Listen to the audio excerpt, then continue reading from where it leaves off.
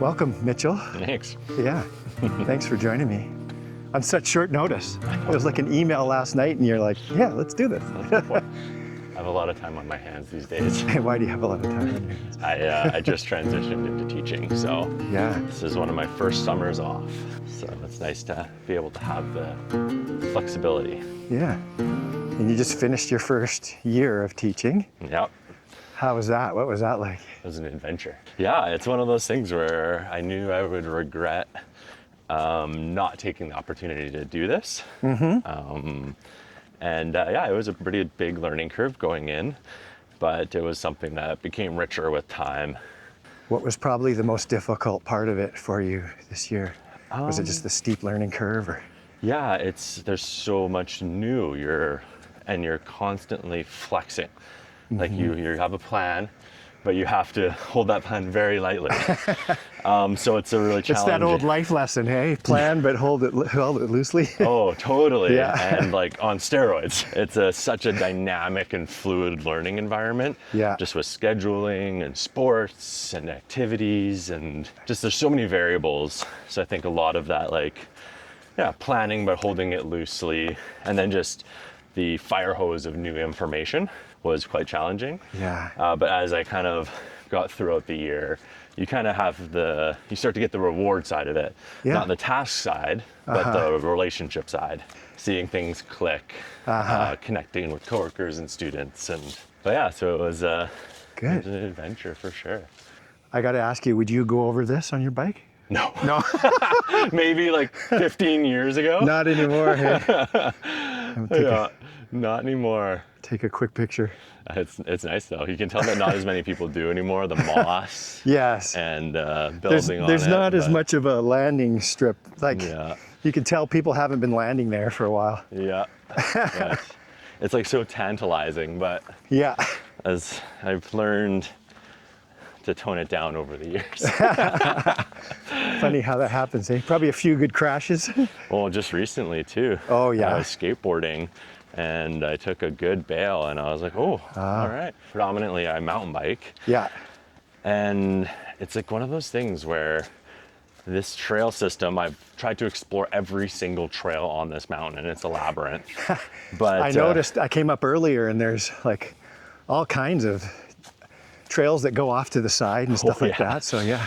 Even sometimes I get lost and I've ridden this mountain for years. Oh yeah. But yeah, I find it's just so calming. Yeah. I like the physical activity of pushing myself and just the peace that comes with that. My body just kind of mellows out. Oh yeah. And then just the going down is a part that I really love too, not just because it's fun, but you're forced to be fully present. Uh-huh.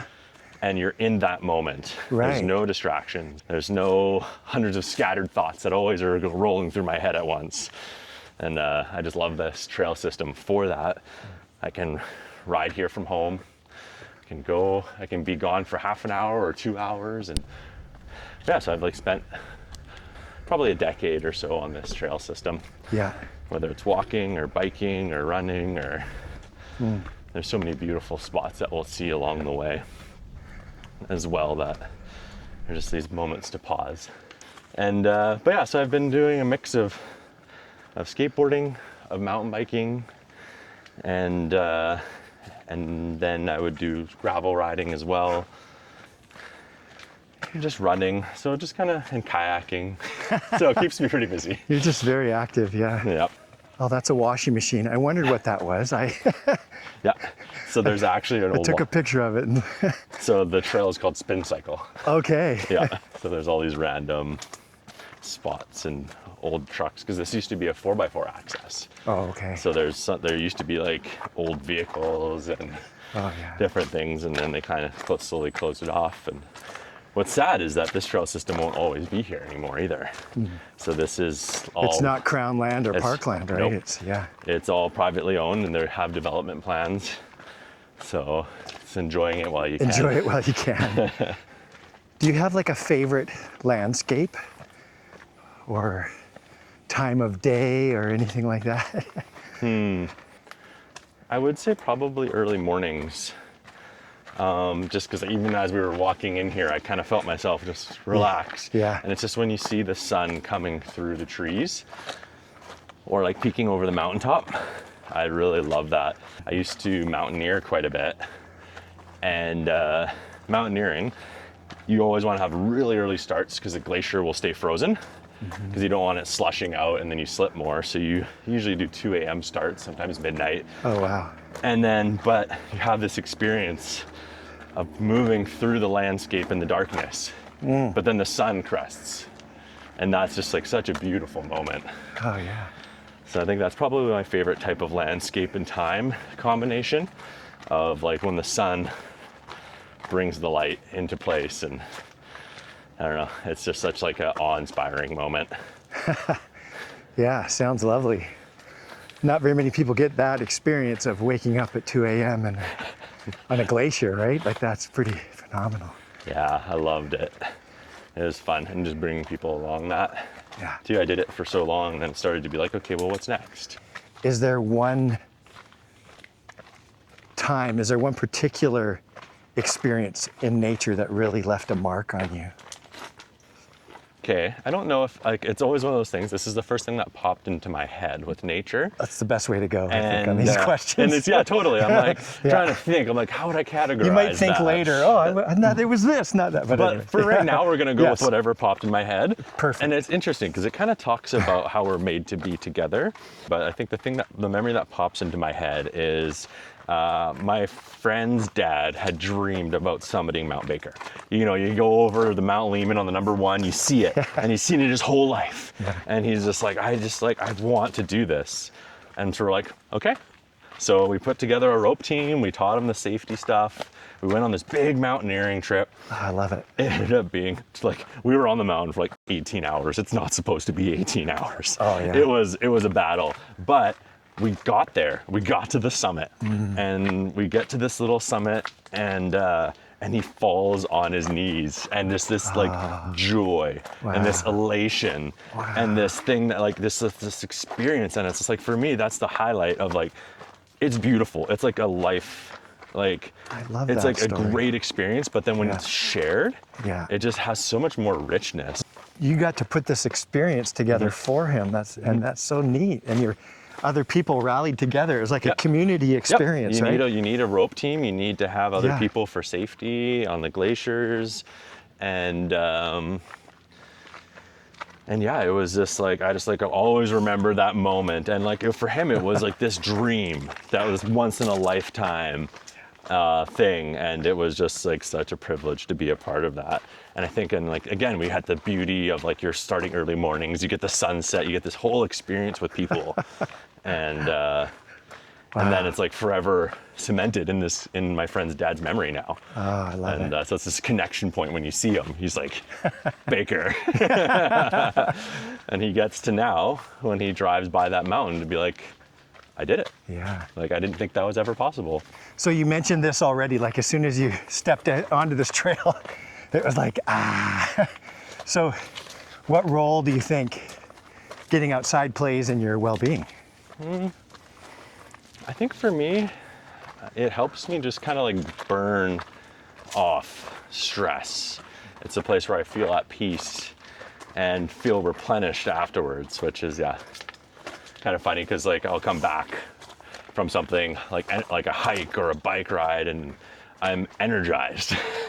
And I think it's just this place where I can like just burn off all my thoughts to God. And we'll be coming up in a little bit. Why I chose this hike too is there's a tree, and it's kind of up out of a clearing. Oh, cool. And it's kind of my prayer tree. Oh, neat. I look forward to seeing that. That's so, but yeah, it's just this place where I can just let it all out. I oftentimes am praying. I find it difficult to pray when I'm still. It's a practice that I develop, where here, it just flows out of me.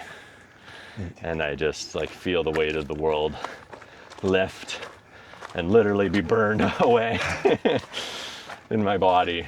But I think that's just a way that I process, and just with God, and I'm able to center myself and figure out my thoughts as I'm sweating it all out, and Like we are right now. right, right now, totally.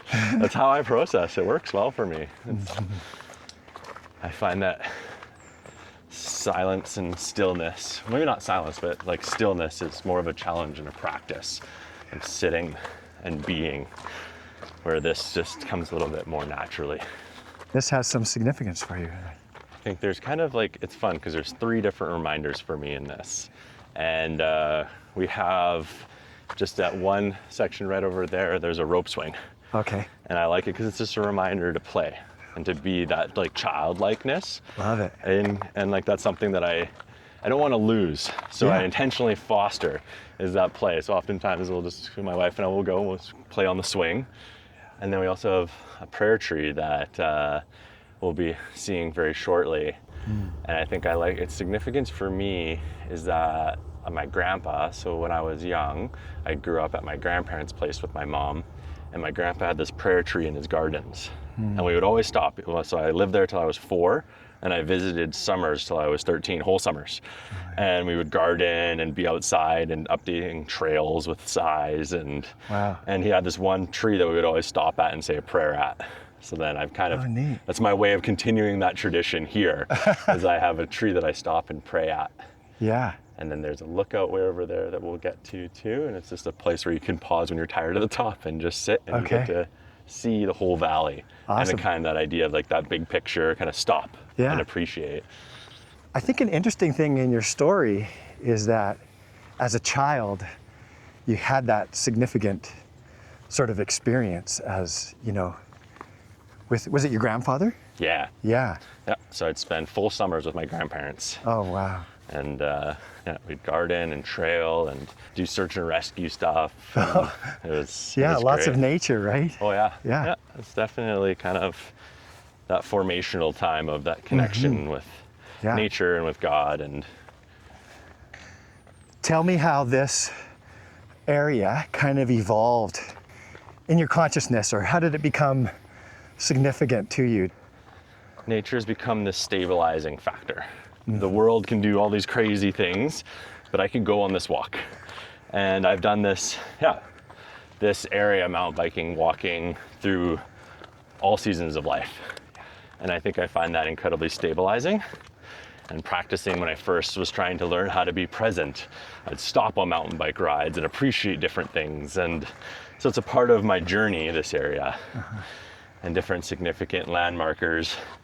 But the fact that you can always just stop and look at the trees, and they've seen so much, and they're still here.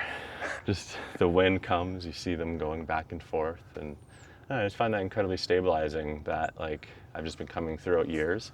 So I think again that element of like familiarity in place and the stability of tradition helps ground it even further, this experience for me. And then also just tying it back to my childhood with my grandparents. Yeah. So I think it's a mixture of so many things. It's hard to encapsulate in like, you're just getting streams of consciousness.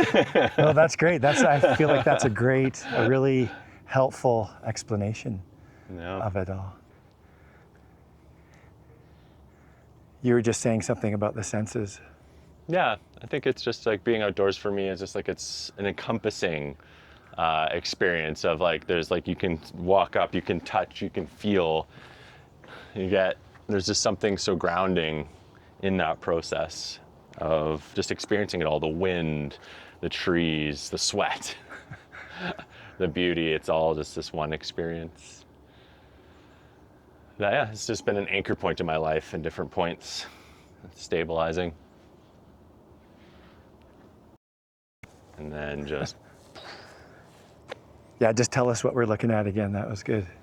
That's when we were just walking and talking about the prayer tree, and then Yeah. Rod turned around. It's like, whoa, there's this big, beautiful view. I had no idea what was behind me there. Yeah. It's just this beautiful view of Mission and Abbotsford, and I love that. You just pop out of the trees into a beautiful meadow. You see this tree, the rope swings, the table, and then you just see this beautiful view. We're actually looking down into the United States, right? Yeah. Let's go look at some of the other things over here. So I'm curious, what was your experience so far we've talked about my experience, and is this new for you, this hike, or have you been here before? No, this hike is new for me, yeah. Yeah. So what are some of the things that you've observed? Well, the view is phenomenal. I kind of like the idea. I've had an experience like that before on a big hike where we were in the trees for a long time. Yep. And then we finally reached the mountain meadows and it was like, boom, you know?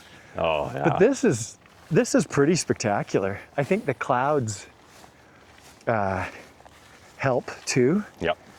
And I just love that it's significant to you. And not just the reflection, the stabilizing, but also just the fun, the enjoyment Yes. of just going down a trail, a steep trail, Yeah. and just holding on and Yeah. pointing and going. Well, it's funny, like timing is interesting, you know, like last night I just encountered sort of a meditation on just, you know, don't forget to have fun. Like Yeah. it can all be fun. Yeah. That is what the meditation was saying. Totally. And I need that reminder sometimes. Yep. And I don't know, maybe you impress me that way too. Sometimes you just get too serious about Oh, yeah. life, right? Yeah. Totally. Gotta have laugh. And I think that's why I kind of mentioned the swing too, is just like that reminder Yeah. to play and to have fun and to just enjoy life. So this is a fun spot where I just sit and yeah. rest. It's a stone table. I have a great story about this one too. So we Yeah. were on a hike and we had a couple friends who were dating coming up and we were sitting here and then they're like talking. We're like, oh, this feels kind of awkward. Something's going on. And then they're like, okay, we're going to keep going that way. I'm like, oh, that's weird. And then when we get going and later on we find out that he was planning to propose at this table and we were in the way. Oh, So then thankfully we left and then he came back and proposed. wow. I also, just in this meadow, it used to be long grass. I took Chris on a date here and I thought I was gonna be so romantic, but the bugs were horrendous. We couldn't last 5 minutes. We were Oh, that's sitting in funny. this meadow. Yeah. Yeah. Yeah, that's why I love this trail. It's like we have like beauty, scenery, bringing you outside of yourself. You have a swing down there for fun. You have a tree for prayer. You have a table for sit and To rest reflect and and- reflect. Start over. I want to. Oh yeah, well, no. Do you I mind was talking about that? that? Was Ryan. Okay, fine.